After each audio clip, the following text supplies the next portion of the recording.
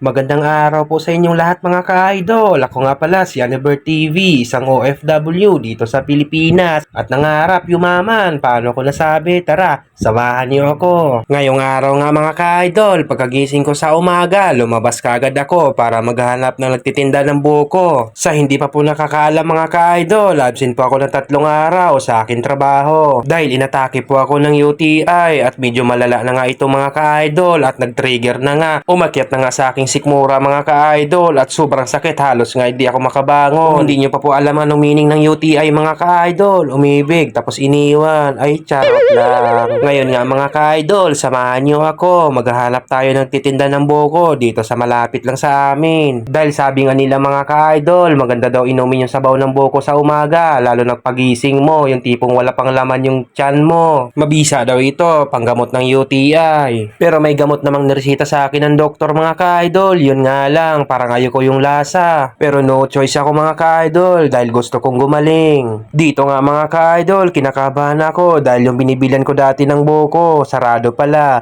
Buti na lang dito sa tapat, may nakita ako, nagtitinda sila. At hindi lang pala buko yung binibenta nila dito mga ka-idol, iba't ibang klase ng mga prutas na meron sila. At bumili kagad ako ng 2 piraso mga ka-idol para sa ganun, ilang araw ko rin mauubos yan para pagising ko sa umaga, meron ako kagad na maiinom. At dito nga mga ka-idol, pinapabukod ko pala yung sabaw at saka yung laman. 35 pesos pala yung isa nito, kaya 70 pesos yung binayad ko sa 2 piraso. At dito na nga mga ka-idol, napakabilis yung kanilang serving. At dito na nga mga idol, inaabot na sa akin. Alaala na iniwan mo.